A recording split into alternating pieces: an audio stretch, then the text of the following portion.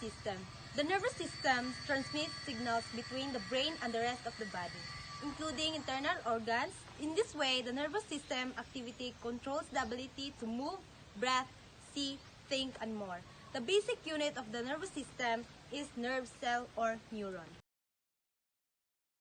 What are the three main parts of the nervous system? The nervous system includes the brain, spinal cord, and a complex network of nerves.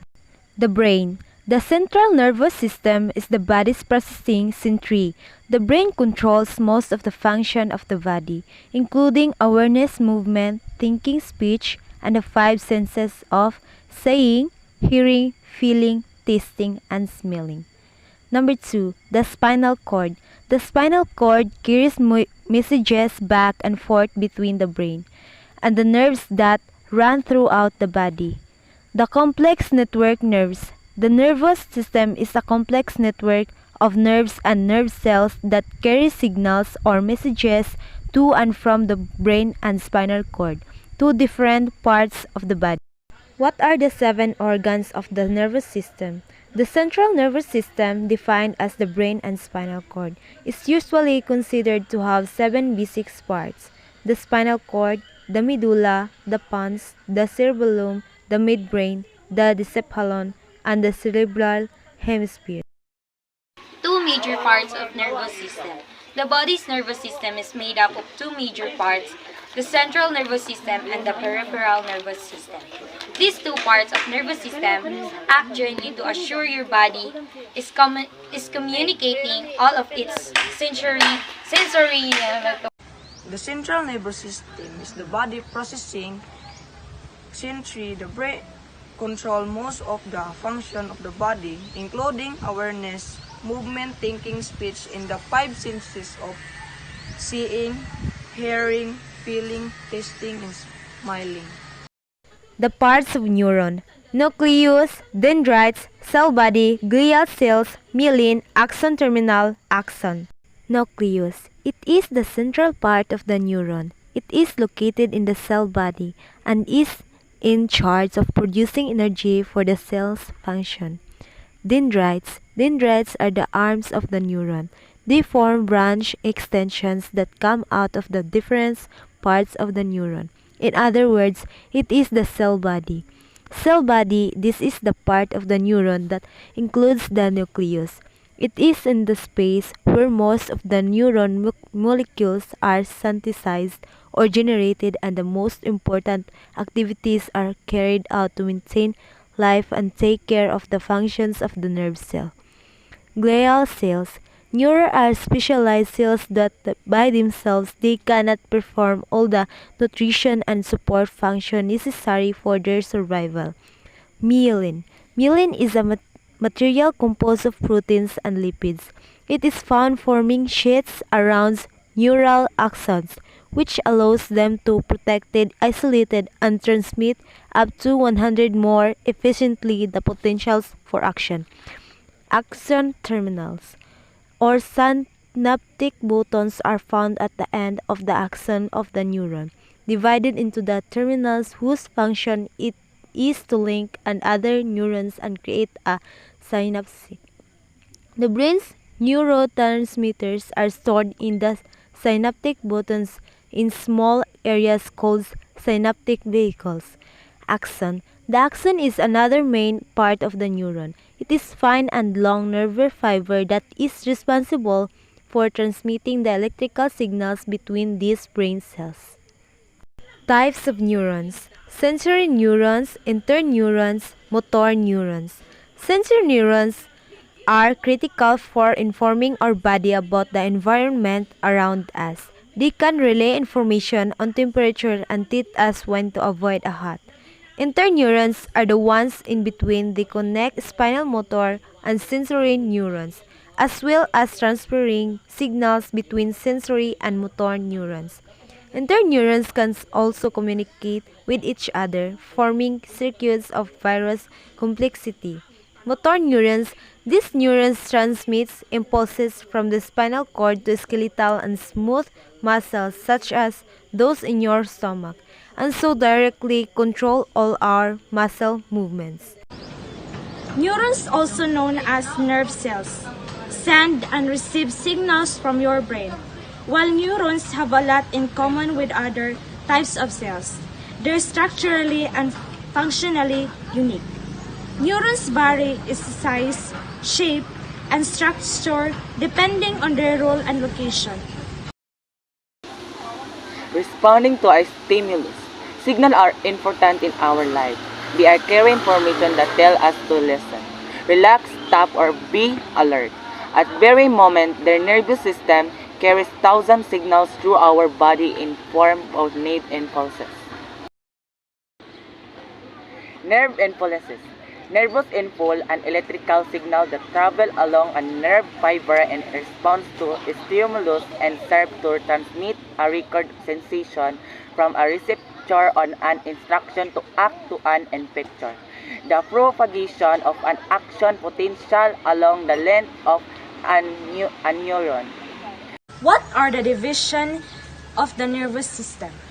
The central nervous system is made up from the brain and spinal cord. The peripheral nervous system is made up of the nerves that branch off from the spinal cord and extend to all parts of the body. In central nervous system or CNS, it has brain and spinal cord. And for peripheral nervous system, PNS is cranial nerves, autonomic nervous system, ganglia, and spinal nerves. What is central nervous system function? The central nervous system responsibilities include receiving, processing, and responding to sensory information. The brain is an organ of nervous tissue that is responsible for responses, sensation, movements, emotion, communication, through processing, and memory. Example of central nervous system is the brain. The brain is a complex organ that controls through memory, emotion, touch, motor skills, vision, breathing, temperature, hunger, and every process that regulates our body. Together, the brain and spinal cord that extends from it make up the central nervous system or CNS. The cerebrum. Your cerebrum is the largest part of your brain and handles conscious thoughts and actions. Different areas within your cerebrum also have different responsibility like language, behavior, sensory processing, and more. The cerebellum is a part of your brain located at the back of your head, just above and behind where your spinal cord connects to your brain itself. The brainstem is the structure that connects the cerebrum of the brain to the spinal cord and cerebellum. The spinal cord, the pathway of messages sent by the brain to the body and from the body to the brain. There are 4 types of lobe: frontal lobe, parietal lobe, occipital lobe, and temporal lobe. Frontal lobe is the frontmost part of your brain. It's responsible for control over many abilities, including the way you think, how you move, and how you remember things. Parietal lobe are primarily responsible for receiving and processing sensory inputs such as touch, pressure, heat, cold, and pain. Occipital lobe sit at the back of the head and responsible for visual perception, including color, form, and motion. The temporal lobe of your brain is a pair of areas on your brain's left and right sides.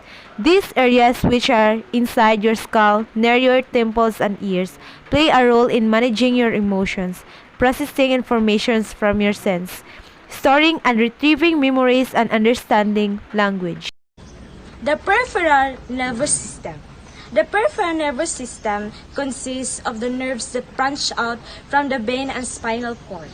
These nerves form the communication network between the CNS and the body parts. The peripheral nervous system is further subdivided in the somatic nervous system and the autonomic nervous system. The part of the peripheral nervous system that stimulates skeletal muscles under your conscious control is called the somatic nervous. Somatic nervous system is a subdivision of your peripheral nervous system that stretches throughout nearly every part of your body. The nerves is the system deliver information from your senses to your brain. They also carry commands from your brain to your muscles so you can move around. Their antagonistic natures maintain the stability of the body by keeping the activities in balance. The parasympathetic division is a division of the autonomic nervous system that controls the activity of smooth and cardiac muscles and glands. It works in synergy with the sympathetic nervous system. Infection of nervous system, encephalitis, meningitis, rabies, tetanus. Encephalitis is an acute infection and inflammation of the brain. Meningitis is an inflammation of the meninges and the membranes surrounding the brain and the spinal cord. Rabies is a viral infection transmitted through bites by infected animals such as dogs and cats. Tetanus is a disease caused by center bacteria found in soil contaminated with animal waste. Nervous system and neurodegenerative disorder. It have Alzheimer's disease. It is a condition characterized by severe mental deterioration which gets worse over time. The sense organs and their function. These sensory organs include eyes for sight, ears for sound, nose for smell, tongue for taste, and skin for touch. The function of each sense is to help humans preserve the world so that we may make decisions about what is happening and what is needed in a situation. There are many more senses than 5 discs. What is the left hemisphere of the brain? In general, the left hemisphere controls speech, comprehension, arithmetic, and writing. The right hemisphere controls creativity, spatial ability, artistic, and musical skill. The left hemisphere is dominant in hand use and language in about 92% of people. The sense of sight. Eyes are known to be the window to the world. The sense of sight is the ability of the eyes to see objects around you. It is also the ability to perceive color, brightness, and depth. The sense of sight is considered to be one of the most complex to the 5 human senses. The sense of hearing and balance. The ear is a sensory organ that picks up sound waves, allowing us to hear. It is also essential to our sense of balance. The organ of balance, the vestibular system, is found inside the inner ear. It is made up of 3 semicircular canals and 2 otolith organs, known as the cortical and saccule. The sense of smell and taste are the oldest of the senses. They are essential for survival, having evolved to play key roles in such basic processes as feeding, mating, and avoiding danger. As the 2 chemical senses, they work by allowing tiny bites, molecules of the outside world into the body and binding to them. The sense of touch. Touch is detection of mechanical stimulus impacting the skin, including innocuous and noxious mechanical stimuli. It is an essential sense for the survival and the development of mammals and humans. What is endocrine system?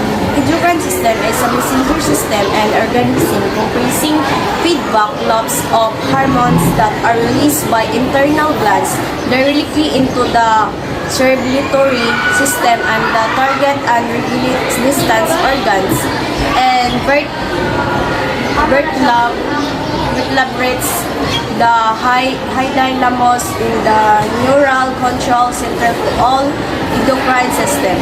In hormones, the major of endocrine glands are the thyroid, parathyroid, pituitary, pineal, and adrenal glands, and the testicles and ovaries. Some example includes metabolism, nucleuses such as blood pressure and blood sugar regulation, fluid and body temperature, growth and development, sexual function, reproduction, mood. The parts of endocrine system: hypothalamus, pituitary gland, thyroid and parathyroid glands, pancreas, adrenal glands, placenta, and pineal gland, thymus, ovary, testicle.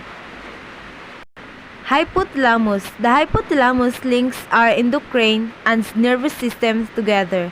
The hypothalamus drives the endocrine system. Pituitary gland. The pituitary gland receives signals from the hypothalamus. This gland has two lobes, the posterior and anterior lobes. The posterior lobe secretes hormones that are made by the hypothalamus. The anterior lobe produces its own hormones, several of which act on the other endocrine glands. Thyroid gland. The thyroid gland is critical to the healthy development of maturation of vertebrates and regulates metabolism. Adrenal glands. The adrenal gland is made up of two glands, the cortex and medulla. These glands produce hormones in response to stress and regulate blood pressure, glucose metabolism, and the body's salt and water balance. Pancreas. The pancreas is responsible for producing glucagon and insulin. Both hormones help regulate the concentration of glucose in the blood. Gonads. The male reproductive gonads or testes and female reproductive gonads or ovaries produce steroids that affect growth and development and also regulate reproductive cycles and behaviors. The major categories of gonadal steroids are androgens, estrogens, and progestins, all of which are found in both males and females but are different levels. What is DNA? DNA is a polymer composed of two polynucleotide chains that swirl around each other to form a double helix. The polymer carries genetic instructions for the development, functioning, growth organism, and many viruses. DNA strands are known as polynucleotides as they are composed of singular monomeric units called nucleotides. So, what is the connection of DNA and nervous system? DNA is a long molecule packaged into a structure called chromosomes. Humans here 23 pairs of chromosomes, including a single pair of sex chromosomes. Nervous tissues present in both the CNS and the nervous tissues present in both the CNS and PNS contains two basic types of cells, nervous and glial of cell. A glial cell is one of a variety of cells that provide a framework of their activities. The neuron is more important of the two in terms of the communicative function of the nervous system. It's all of our body's functions. It's made up of two main parts, the central nervous system and the peripheral nervous system. So let's take a closer look at each. The central nervous system, or CNS, is made up of the brain and spinal cord. The brain is the control center of the body. It receives and interprets information from the senses and controls our actions and reactions. The spinal cord, on the other hand, is a long bundle of nerves that runs from the base of the brain to the lower back. It relays information between the brain and the rest of the body. The peripheral nervous system, or PNS, is made up of all the nerves that branch out from the spinal cord and connect to the rest of the body. The PNS is divided into two parts, the somatic nervous system and the autonomic nervous system. The somatic nervous system controls the movement of our voluntary muscles to run or jump, for example. The autonomic nervous system controls the functions of our internal organs and glands, such as breathing and heart rate. Within all of these systems is the basic building block of the nervous system, the neuron. Neurons are specialized cells that transmit electrical signals or nerve impulses throughout the body. They have three main parts, the dendrites, the cell body or soma, and the axon. Dendrites receive signals from other neurons. The cell body processes the signals, and the axon sends the signals to other neurons or muscles or glands.